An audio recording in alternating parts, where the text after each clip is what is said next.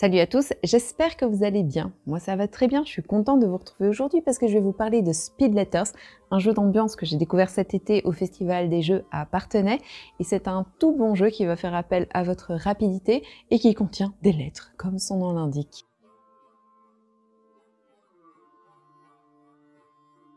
Dans Speed Letters, on va devoir épeler un mot le plus rapidement possible, mais pas à voix haute, avec des cartes.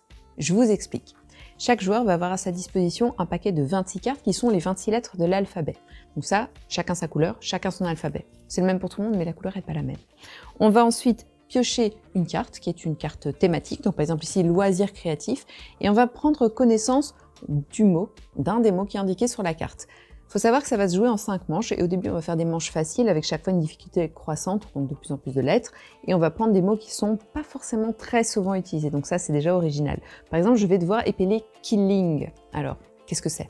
Déjà, c'est bien parce que si vous savez pas, il y a une petite définition marrante qui est inscrite en bas, qui est toujours plus ou moins vraie, qui est toujours très amusante surtout, et qui va mettre un petit peu d'ambiance. Donc le killing, c'est l'art de plier le papier enroulé pour faire des petits motifs. Et donc la définition vous précise que c'est comme ça qu'on a inventé le papier toilette. Mais c'est faux.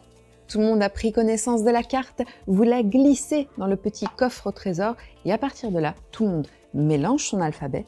Quand l'alphabet est mélangé, on le pose sur la table, on met ses mains dans son dos et puis on compte jusqu'à 3. Et à 3, chacun peut attraper le plus rapidement possible son paquet et tenter de reconstituer le mot. Alors pour épeler killing, je sais que ça commence par un QU, etc., parce que je l'ai lu, tout le monde l'a lu. Ce qu'il y a, c'est que le premier qui place la lettre va tout simplement empêcher les autres de la remettre. Donc par exemple, quelqu'un décide de mettre le Q. Oh, mon Dieu, je ne pourrais plus le remettre. C'est affreux, c'est atroce. Qu'est-ce que je peux faire? Par exemple, ça tombe bien, je viens de tomber sur un L. Alors, certes, il faut d'abord mettre le I, etc. Sauf que l'ordre n'a pas d'importance. Donc, je mets un L dans la boîte. Je l'annonce, je suis obligée de dire « j'ai mis un L ». Les autres joueurs sont libres de remettre un L, puisqu'il y en a deux. Donc, encore un autre joueur va mettre un L. Mais sauf que un troisième joueur n'avait pas bien entendu et il remet un L. Donc, tout le monde joue en même temps dans la boîte, en essayant d'épeler le mot et de mettre les lettres en question. Et puis, quand tout le monde s'arrête, quand on a décidé qu'on n'avait plus de lettres à mettre, on commence à dévoiler. Donc on prend les cartes en un bloc et on les pose. Donc il y avait bien un joueur qui avait mis un Q, on lui met une petite perle sur sa lettre. Puis il y a moi, j'avais mis un L.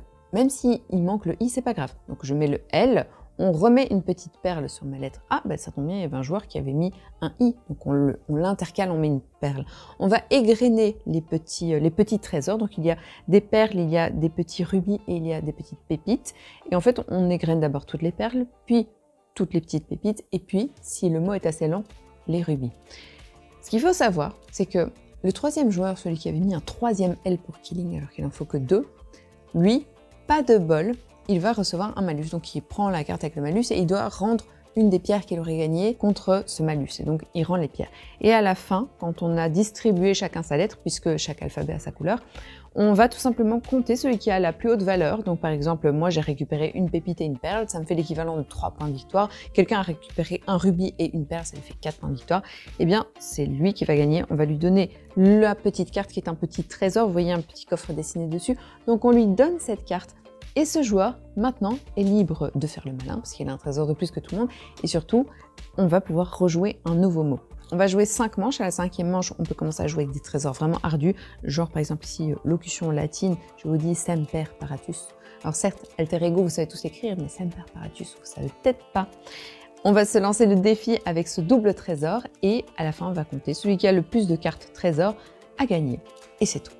C'est vraiment très rigolo parce que c'est un jeu simple, intuitif, il y a l'aspect rapidité, c'est très chaotique, on crie, etc. Donc il ne faut pas commencer à réfléchir, il n'y a pas d'ordre du tour, il n'y a pas de subtilité, on ne doit pas commencer à se dire peut-être, non, pas de stratégie, il faut y aller, go, go, go, on fonce. C'est très rapide, ça va demander vraiment beaucoup de réflexes, de nervosité, c'est vraiment hyper drôle.